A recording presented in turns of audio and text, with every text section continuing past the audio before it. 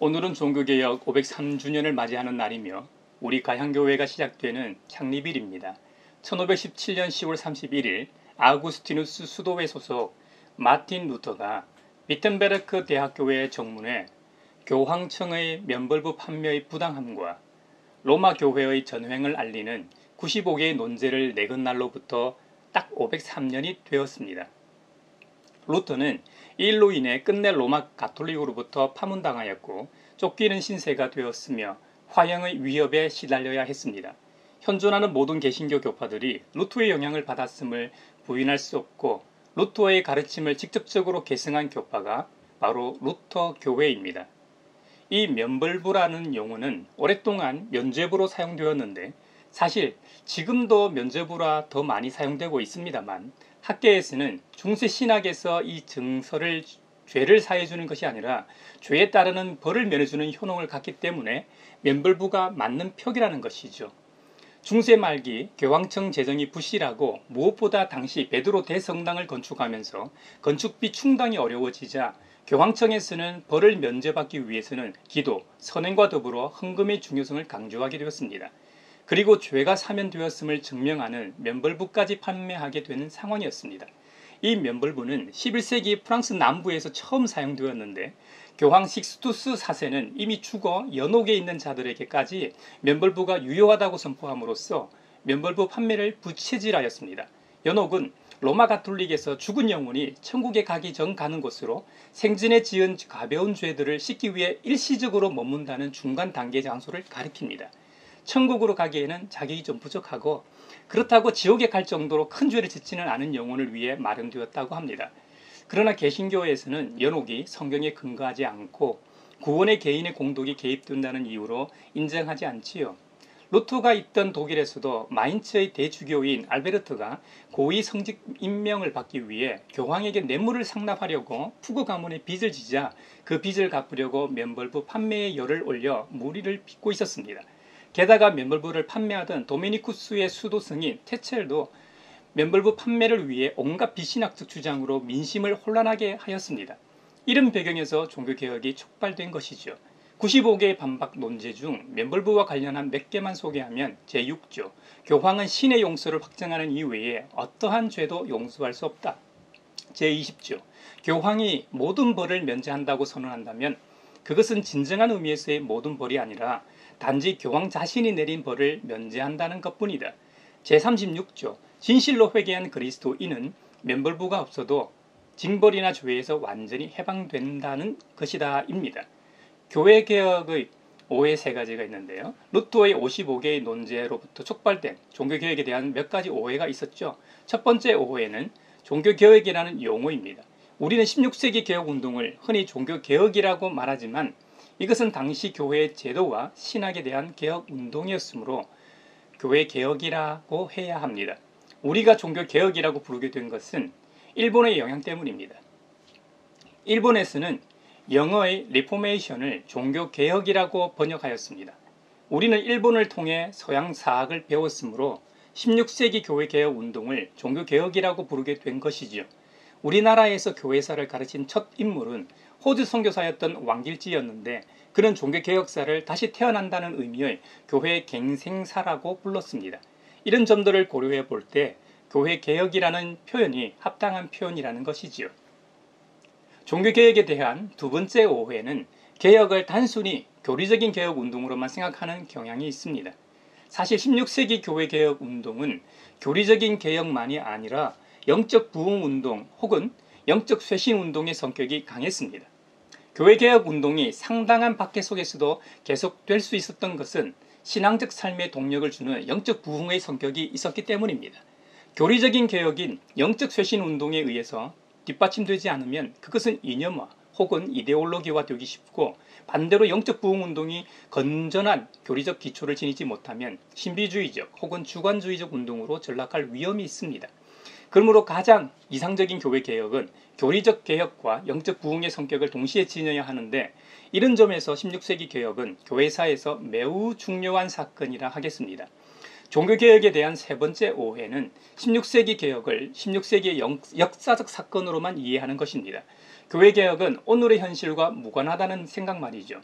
개혁은 과거적 사건만이 아니라 오늘날에도 똑같은 의미를 주는 계승된 역사로 이해되어야 합니다. 이런 점에서 개혁자들이, 특히 배자는 교회는 개혁되었으므로 항상 개혁되어야 한다고 말했습니다. 교회는 하나님이 세우신 제도이지만 사람들로 구성되는 공동체이기 때문에 이 지상의 교회는 완전하지 못하고 항상 부패하고 타락할 가능성이 있습니다. 그러므로 하나님의 말씀의 빛 아래서 부단한 자기 개혁을 시도해 나가지 않으면 안 됩니다. 이것이 바로 교회 개혁의 정신이며 오늘도 500여 년 전에 일어났던 교회 개혁 운동을 기념하는 이유입니다. 2020년 한 해는 한국 교회를 비롯하여 전 세계에 있는 모두에게 그 어느 해보다 길고 힘든 시간이 되고 있습니다. 이 어려운 시기에 교회는 세상을 향하여 소망을 주기보다는 오히려 그들에게 근심 걱정거리로 전락하고 있습니다. 루트를 통해 우리가 성찰할 수 있는 것은 교회와 그리스도인 스스로의 자정 능력의 회복입니다. 요즘 검찰개혁이 화두입니다. 권력이나 어떤 기관이나 단체도 스스로는 개혁이 안 되는 것 같습니다. 교회도 스스로 개혁이 안 되다 보니 하나님께서 세상을 통해 우리를 개혁하시는지도 모르겠습니다.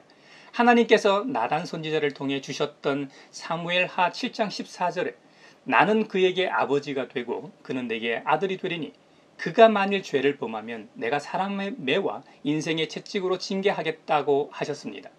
타자를 통해서라도 돌이키시겠다는 하나님 아버지의 강력한 관심과 애정을 엿볼 수 있는 대목입니다. 코로나19 팬데믹을 겪으면서 특히 한국 교회의 민낯을 많이 보게 됩니다. 물론 기본적으로 종교는 모이지 않으면 제 기능을 할 수가 없지요. 그런데도 상황이 얼마나 위중한지 가톨릭은 한국 천주교 230년 역사 처음으로 주일 미사를 중지한다고 발빠르게 선포했습니다. 발빠르게 모임 중단을 선언한 것은 불교계도 마찬가지였지요. 다만 개신교만이 엇박자였습니다. 코로나19 사태가 터지자 여지없이 나오는 반응은 코로나19가 하나님의 심판이라는 말이었습니다. 정말 코로나는 하나님의 심판일까요? 코로나19는 하나님의 심판으로 부르는 것은 잘못이다입니다. 두 가지 이유에서 하나님의 심판이 아닙니다. 첫째, 구약에는 여러 전염병이 발병하여 수많은 사람을 고통스럽게 했지요. 이런 경우 반드시 하나님이나 예언자의 예고가 등장합니다. 출애굽기의 10가지 재앙이나 다윗의 인구조사를 하는 범죄를 저지른 경우에도 예고가 있었습니다. 둘째, 하나님께서 심판을 위해 일으키신 질병은 절대로 인간의 능력으로 해결할 수 없다는 사실입니다. 하지만 코로나19는 적절한 방역을 통해 해결 가능한 질병입니다. 하나님께서 내리시는 재앙은 주님의 자비와 도우심을 구하며 부르짖을 수밖에 없는 성격을 가지고 있기 때문에 코로나가 하나님의 심판이라고 주장하는 것은 성경을 모르는 소리입니다. 다음으로 오늘날은 포스트 크리스텐덤 시대라는 점입니다. 종교개혁가들이 살았던 시대만 해도 기독교가 지배하는 국가나 사회인 크리스텐덤이었습니다. 그렇기 때문에 구약에서 이스라엘에 적용했던 관점을 16세기 대중들에게 그대로 이야기해도 크게 문제가 되지 않았습니다. 하지만 지금은 포스트 크리스텐덤 시대이자 무종교 사회이며 다문화 사회입니다. 더군다나 4차 산업혁명을 이야기하는 초진흥, 초연결, 초융합 사회에 접어들었습니다. 이런 사회에서 볼 때 기독교가 얼마나 비상식적인 집단으로 보이겠습니까? 신천지나 기독교나 매 한 가지처럼 보이는 것이 틀린 말이 아닐지도 모릅니다. 또 다른 한국 교회의 모습을 보면 코로나19 팬데믹 상황에서 대처하는 교회의 모습입니다. 예배당에 모이는 주일 공예배를 온라인 예배로 전환하라는 공고를 종교 탄압이라고 반발했습니다. 헌법에서 보장한 종교의 자유를 지켜내야 한다며 정부를 비난했습니다. 정말 어처구니 없는 상황 인식이 아닐 수 없습니다. 대부분의 대형 교회들이 처음에는 목숨 걸고 예배를 사수하겠다고 입장문을 내고 선포했지요. 하지만 여론의 비판이 빗발치자 상당수 대형 교회들이 어쩔 수 없이 온라인 예배로 전환했습니다. 대형 교회를 비롯하여 중형 교회, 소형 교회, 개척교회 할 것 없이 확진자가 속출했습니다. 물론 모범적으로 자발적으로 동참한 교회들도 있습니다만 교회가 자진해서 동참한 것이 아닙니다. 교회가 가장 먼저 선제적으로 솔선수범했어야 함에도 불구하고 가장 늦게, 그것도 저항하다 할 수 없이 따라하는 모습이었습니다. 그리고 막장 드라마처럼 8.15 광복절 집회발 코로나 재확산은 신천지 때보다도 더 심각한 상황이었습니다. 이건 비상식을 넘어 공익을 해치는 범죄 행위였습니다.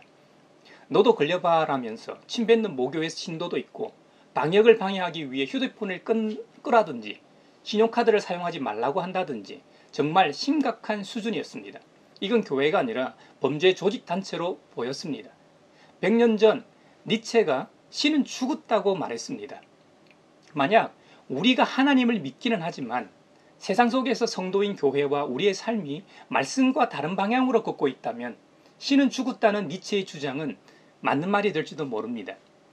한국 교회는 하나님의 공의를 목숨같이 여기면서 왜 이렇게 공공성에 대한 인식이 부족할까요? 지금도 그렇지만 중세시대의 사람들은 전염병이 하나님께서 내리신 형벌이라고 주장하며 그것을 피해 도망하는 것은 불신앙이라고 주장했습니다. 이에 마틴 루트는 치명적 흑사병으로부터 도망칠 수 있는 것인가 라는 책을 출판했습니다.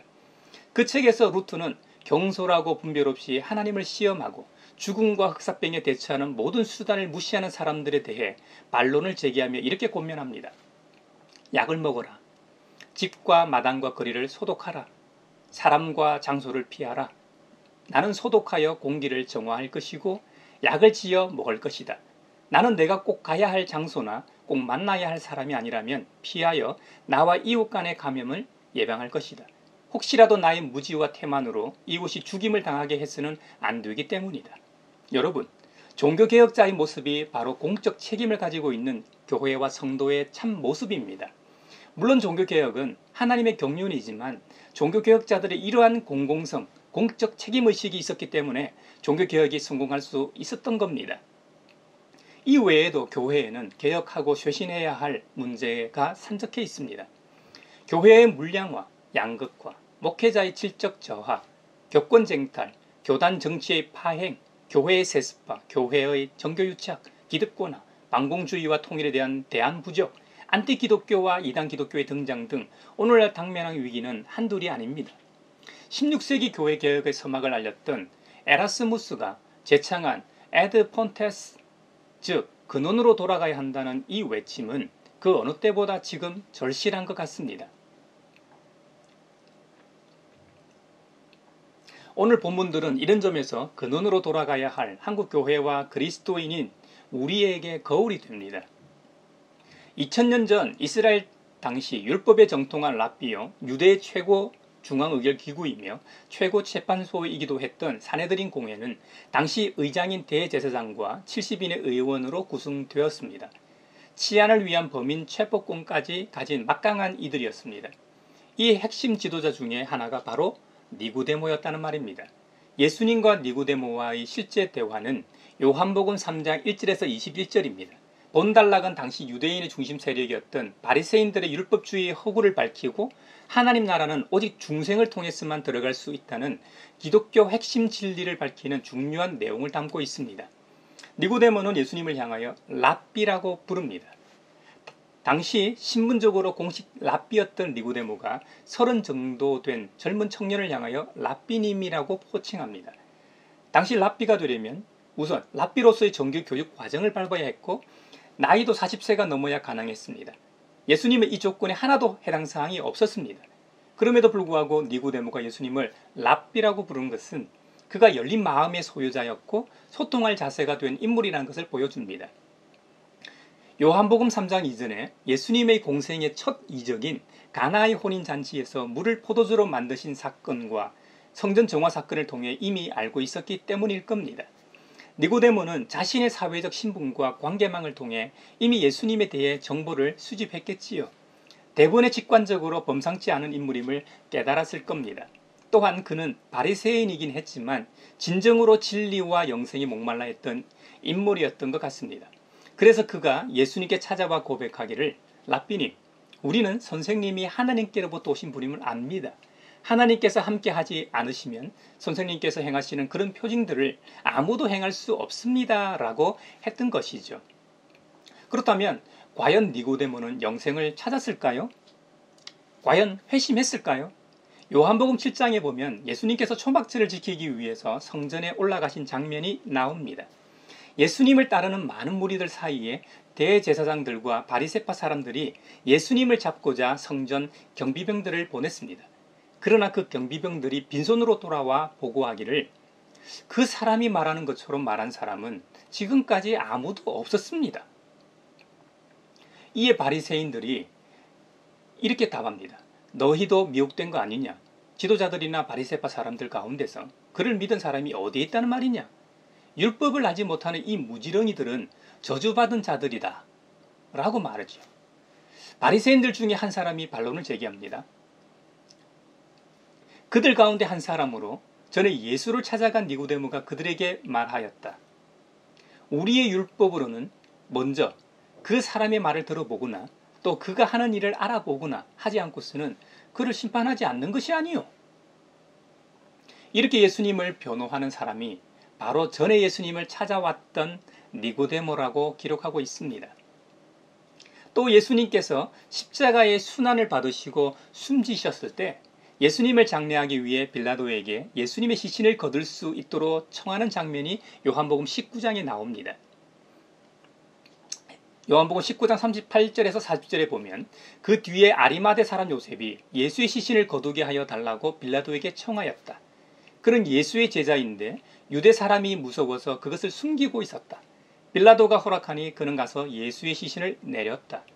또 전에 예수를 밤중에 찾아갔던 니고데모도 모략에 침향을 섞은 것을 100근쯤 가지고 왔다. 100근은 현재 60kg 정도 됩니다. 그들은 예수의 시신을 모셔다가 유대 사람의 장례 풍속대로 향료와 함께 삼배로 감았다라고 기록합니다. 사내들인 공회원이었던 아리마대 요셉과 니고데모는 예수님의 몸을 취하여 향품과 함께 세마포로 쌌던 것이죠. 니고데모는 그렇게 갈구하던 영생을 찾았고 예수 그리스도의 참 제자가 되었습니다. 그리스도의 제자의 삶에 대해 마태복음 5장에서 7장의 산산수훈은 아주 잘 설명해 놓고 있습니다. 그 중에서도 핵심이 바로 오늘 본문인 팔복입니다. 이 산산수훈은 그리스도의 초림과 재림 사이를 살아갈 기독교인에 대한 윤리 헌장으로서 그리스도의 초림으로 세상에 임한 의미와 그 완성은 역사의 종말에 갔어야 완전히 이루어지기 때문에 아직 사이의 긴장 속에서 살아가는 이 땅의 성도들에게 새 시대의 새 기준으로서 삶의 규범이 됩니다. 팔복의 8가지 항목은 복을 받기 위한 조건이 아니라 이미 복을 받은 자의 내면적 상태에 대해 선언하고 있는 것이죠. 하나님께서 백성들에게 무엇을 바라시며 어떤 수준의 삶을 살기를 원하시는가를 보여주는 것으로 구약의 율법을 절대적 내면적 차원으로까지 확대 심화시키고 있습니다. 바로 이런 점에서 예수님께서는 자신이 오신 목적이 율법을 폐하기 위함이 아니라 완전하게 하려는 것에 있다고 하신 것입니다. 마음이 가난한 사람, 슬퍼하는 사람, 온유한 사람, 의에 줄이고 목마른 사람, 자비한 사람, 마음이 깨끗한 사람, 평화를 이루는 사람, 의를 위하여 박해를 받은 사람들은 복받은 자들이며 하나님의 나라가 임하면 하나님의 나라는 다름 아닌 이들의 것이 될 것이다 라는 것이지요.